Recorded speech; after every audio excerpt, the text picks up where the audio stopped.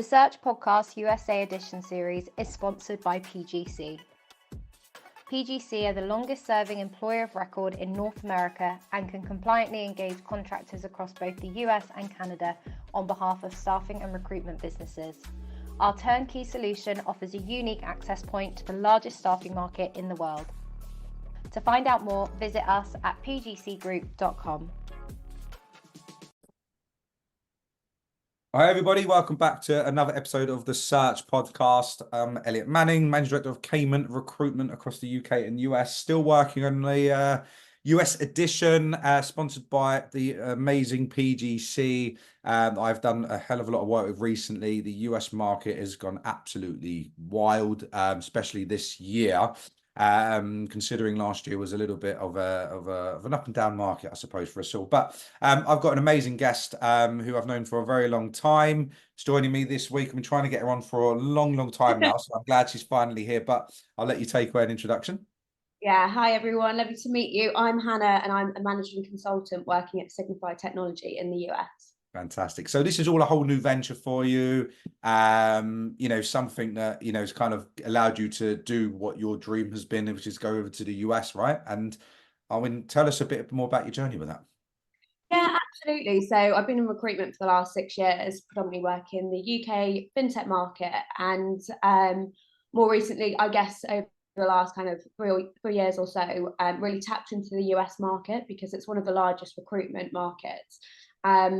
And it's obviously exciting, with the bigger fees, higher salaries, and also there's other perks of the recruitment market, like, US workers were free to resign without notice. So, when you're working with a lot of senior candidates, you can have a really fast turnaround. So, yeah, since then, I've just been fixated on the market and built out my client base over there. And so it just made sense for me to transition over there myself. Yeah, fine. Just out of interest, like, have you traveled to the US, I assume? You've been there many times, or? I have, yeah. I hadn't actually been to LA, but obviously the sunshine really lured me in, but also it being super close to Silicon Valley, which is the tech hub. So there were loads of benefits for my position, for sure. Fantastic. And did you, before the opportunity was presented to you to go over to Los Angeles, where were you looking in the US, and what kind of state did you think was going to be the right place for you at the time? Sure. So I didn't actually ever consider LA as a move for me. I was more fixated on New York just because it's, one of the financial capitals of the world. Yeah. A lot of my clients are based in New York. So and there were great opportunities in New York. I was being headhunted for really exciting roles with great businesses and offered really, really exciting packages too. Amazing. Did you go to New York more on holidays in the past, or did you ever go and meet clients a lot and get yourself over for that reason? What was the purpose of always going over there? Yeah, so really familiar with New York. Worked over there with clients, went to visit them quite a lot. A couple of my friends live over there too, so really familiar with the city. So that was kind of my first choice, I guess, New York. And I was also considering Austin, just because that's a booming market at the moment. A lot of businesses are opening there due to also tax purposes as well. Really pricing. So they were actually the two cities I was mainly interested in. Amazing, fine.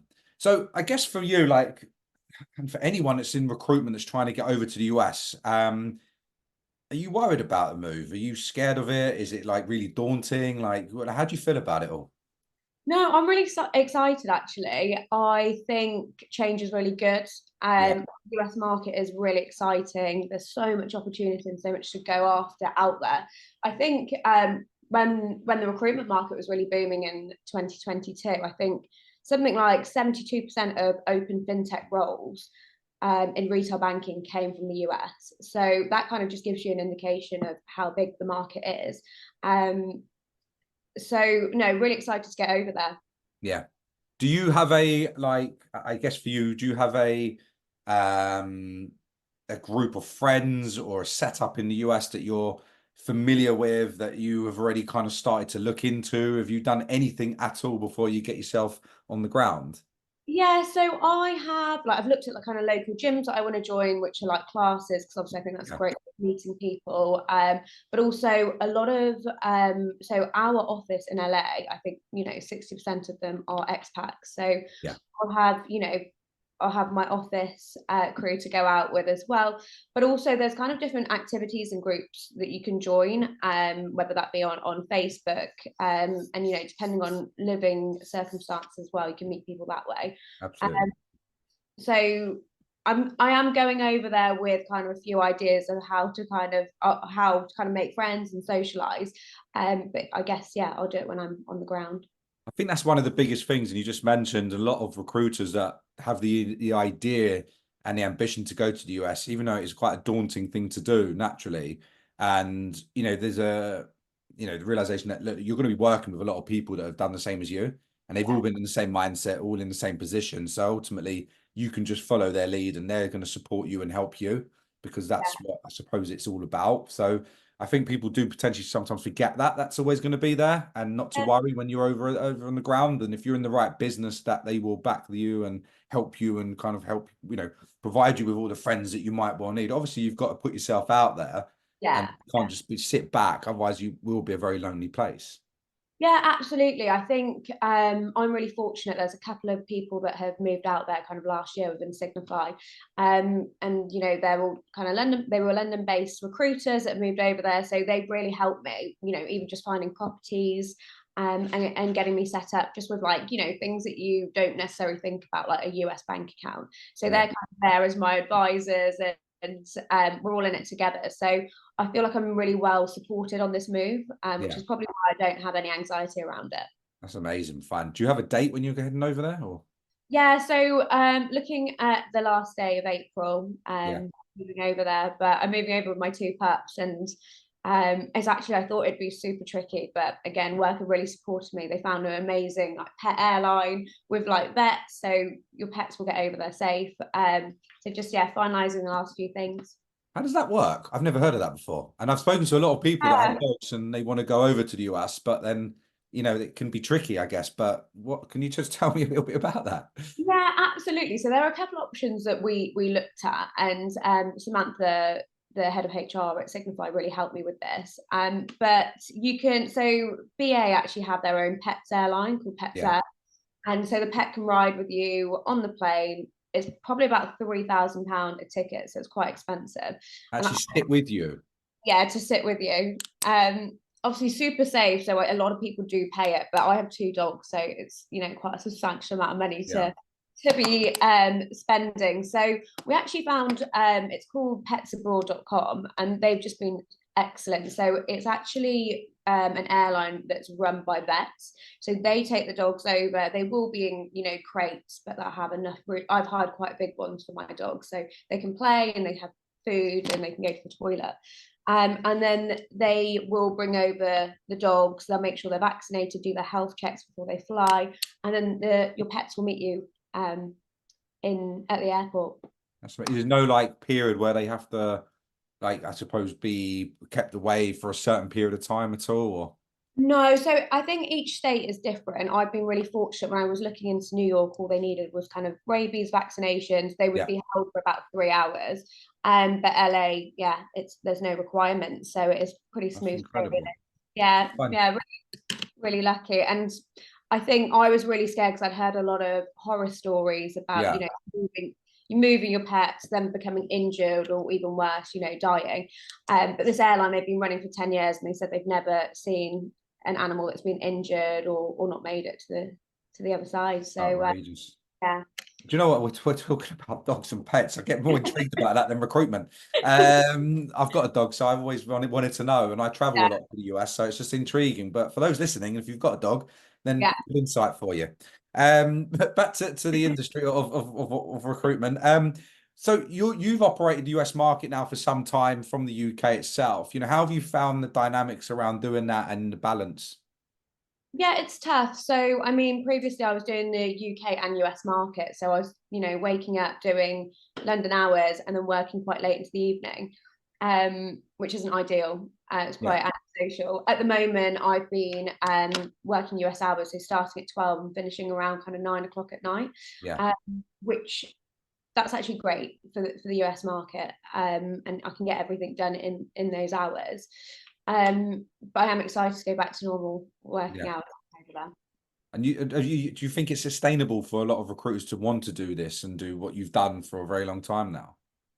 It really depends on your lifestyle, I think.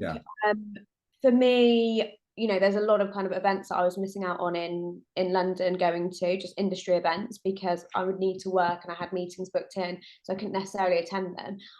But for me, it's actually been, you know, I really enjoy having my mornings to myself, going to the gym, walking my dogs, and then work. And so it's worked quite well for me. But I know some people like to have their evenings to themselves. So PGC have just, you know, and I mentioned them, they've just put out a new training platform for recruiters to learn how to do a lot more in the US. But which goes into my next point with you around business development and working with clients and candidates in the States. You know, have you had to really adapt in a particular way to operate your market in the US to the way and a style that they need, which is different to what you would have done in the UK? I think it depends on the state again. So I think New Yorkers, they're super direct. It's very similar to work in the London market. So, you know, they have no tolerance to kind of BS. They just want to, you know, they don't want to be on a cold call to you for 20 minutes. It's just kind of get to the point. So a lot of, I do think I've been quite successful because I am quite a direct person. In terms of, there's certain things that you can't ask candidates, right? So for instance, it's you can't ask a candidate their salary in the US. So there's just, you need to be mindful. There are certain tweaks, but it's quite an easy transition, I'll be honest. I mean, I've always had that with what we do in the US, and I don't ever ask what their salary is. I just ask what salary they're looking for. But bearing in mind, they'll probably take about 10-20% off of that, you know, because of where they're at currently. And if you know the business well, unfortunately, a lot of expats work in all these companies that they will just tell you anyway. Obviously, so it's really just a case of making sure that you talk to the right people. And some Americans are very comfortable just being open, right? And they're just like, look, I'll tell you what my money is, and they just tell you. But you've got to be mindful that you can't be direct to ask. Yeah, absolutely. And like, you know, when you post job ads, it has to have the accurate salary on there as well as like commission components if that's offered. But they're quite strict on that. But other than that, I mean, I love doing business in America. I think I actually think it's one of the easiest markets. Really? That's the first person I've heard say that in a while. Why do you say it's one of the easiest markets? I think Americans are super open to speaking to anyone, especially I recruit within the sales fintech sector. So everyone will have a conversation with you, even if they've got nothing to offer you. You know, they're really engaging, and they will want to help you. So they may give you referrals, but it's actually, despite it being a huge market, it's so well connected, especially the fintech space. So everyone knows everyone, and it's quite easy to build a good reputation for yourself. Especially if you just focus on one state. So I actually started in kind of New York and then building my kind of personal brand over there. And I think, it's been fairly simple. What's your opinion on, you know, being based in the UK, working with US clients? Do you feel like you have to meet them? Do you feel like it's essential to the relationship and the build out of your US network and to get work and accounts on? Not necessarily. I've been working the US market for the last kind of 3 and a bit years. And there's one client of mine who has been a very loyal client. I'm his exclusive recruiter, and I only met him probably about 4 months ago. And, you know, we've been working together for the last 2 and a bit years, but he came to London on a business trip, and we finally got to meet.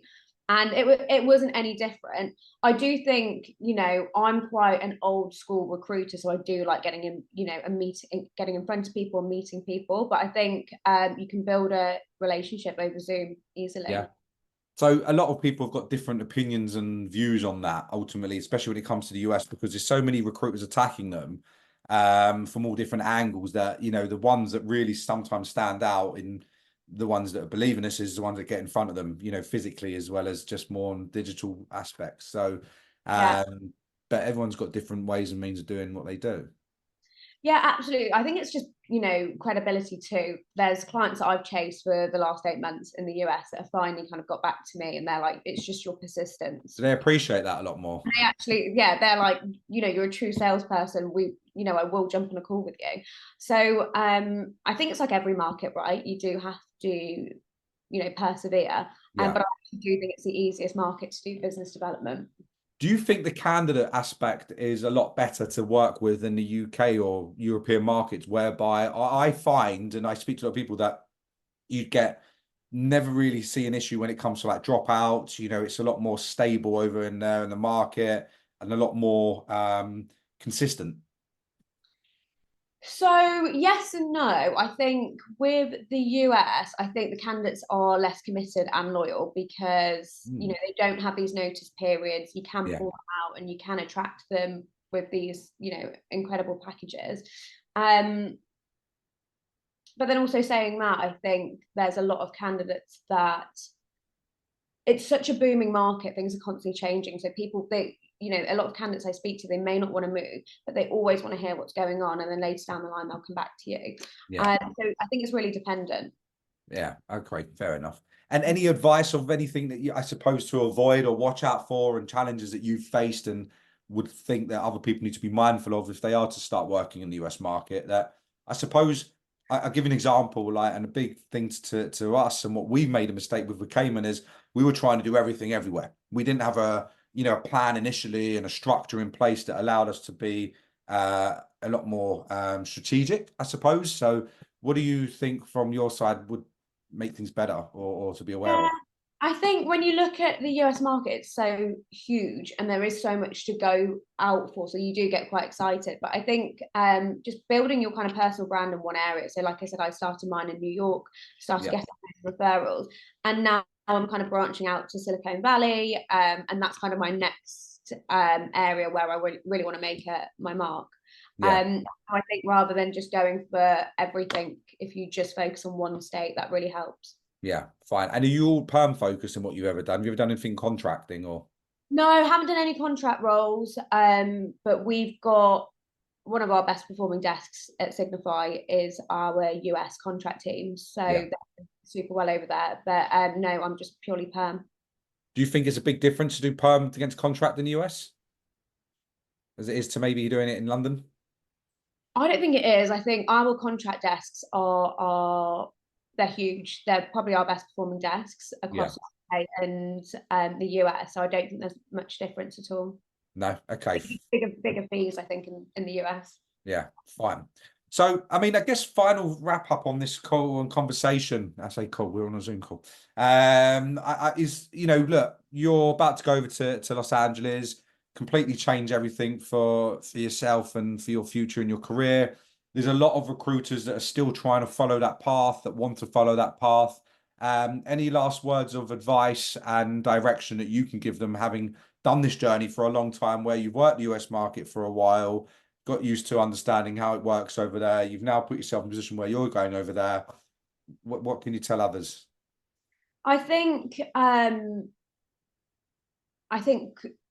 obviously know your market. That really helps, because the US is a global leader in nearly all sectors in recruitment. So as long as you have a network and know your market, you will succeed out there. I also think you should have a look into industry events. So the US holds some of the best industry events, especially within fintech. And these are great networking events and great business development events. So if you can, before you go out there, if you can sign up to a few of those, that will really help building brands as well. Amazing. Brilliant. Well, I love speaking to you. Thank you very much for your time. Appreciate it. Anyone has any questions or wants any advice around going over to the US, whether it's LA or just working US market in general, I'm sure, Hannah, you don't mind speaking to those and giving them some direction if they need it. But otherwise, look, I wish you all the best with your move, and I'm sure you and I keep in touch, and hopefully we'll speak again soon. Yeah, I look forward to it.